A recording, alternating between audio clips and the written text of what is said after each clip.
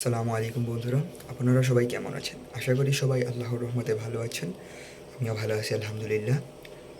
আপনারা সবাই অবগত আছেন যে আর মাত্র ক্যাডেট কলেজ ভর্তি পরীক্ষার একদিনই বাকি। আজকের দিনের রাতটা ধরার দরকার নেই, শুধুমাত্র একদিনই বাকি, কালকের দিন আর এরপরের দিনই ক্যাডেট এক্সাম।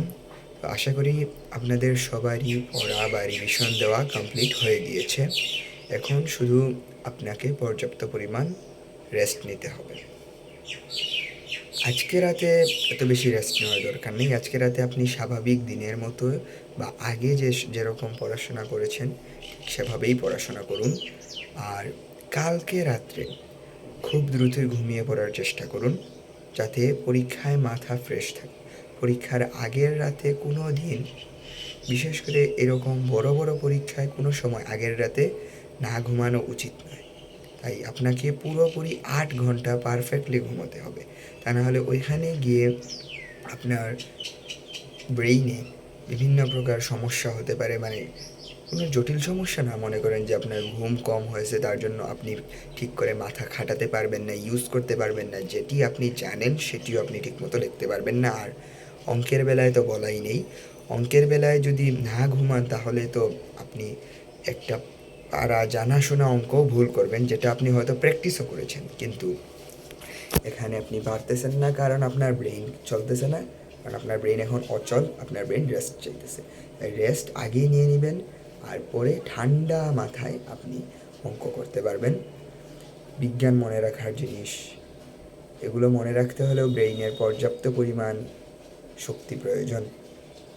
তার জন্য ঘুম প্রয়োজন, মানে পারফেক্টলি ঘুমের প্রয়োজন। আগের রাতে কোনো প্রকার টেনশন নেবেন না।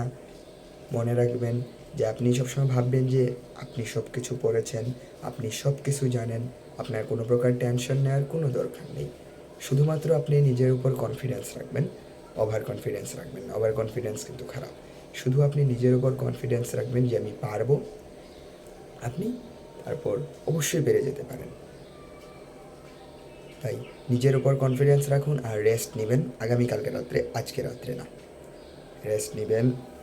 আর আজকে রাতে যেগুলো আপনার বাকি রয়েছে বা কনফিউশন আছে, সেগুলো আজকে রাতে আর কালকের দিনের মধ্যে করে ফেলার চেষ্টা করুন।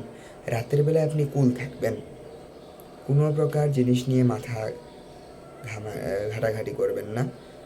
হয়তো কোনো ছোটোখাটো জিনিস নিয়ে আপনি দেখতে পারেন, কিন্তু তার জন্য আপনি বড় কোনো চাপ নেবেন না। কালকে রাতে কোনো নতুন সাবজেক্ট পড়ার চেষ্টা করবেন না। যতটুকু পড়ার দরকার আপনি আজকে রাতে আর কালকের দিনে করে নেবেন। রাতের বেলা যদি নতুন টপিক ধরেন তাহলে আপনার মাথা পুরোই উল্টে যাবে। তখন আপনার মনে হবে যে আমি তো একটা টপিকই পারি না, ওই টপিকটাই বাদ দিয়ে দিবেন। দরকার হলে কিছু জেনে যাবেন, বেশি চাপ নেবেন না। কারণ ওই টপিক থেকে ধরেন সর্বোচ্চ 5 মার্ক আসবে, 100 থেকে 5 মার্ক কমে গেলে 95 মার্ক। সে এখন আপনার 95 মার্ক ইম্পর্টেন্ট না 5 মার্ক ইম্পর্টেন্ট, এই বিষয়টা বিবেচনা করবেন।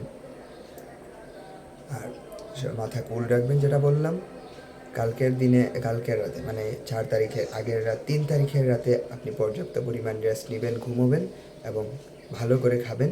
আর কোনো প্রকার অসুস্থতা বা জটিলতা থাকলে আগে থেকেই সেগুলো ট্রিটমেন্ট করান। ঠান্ডা লাগলে ঠান্ডার ওষুধ খান, আর প্যারাসিটামল খেতে পারেন। আর অন্য কোনো সমস্যা থাকলে সেই সমস্যাগুলো সারিয়ে ফেলুন। শারীরিক জটিলতা থাকলে সেগুলো কমান। আর মানসিকভাবে সবসময় শান্ত থাকবেন। মানসিকভাবে শান্ত থাকার গুরুত্ব কিন্তু অনেক। তাই মানসিকভাবে শারীরিকভাবে শান্ত থাকবেন।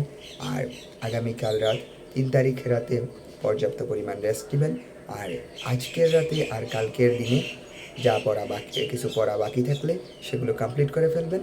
ইনশাল্লাহ আপনি নিজের উপর কনফিডেন্স রাখুন, আপনি ক্যাডেট পরীক্ষায় উত্তীর্ণ হতে পারবেন। সবাই এই রুলসগুলো মেনে চলুন। সবাইকে ধন্যবাদ এবং আসসালামু আলাইকুম।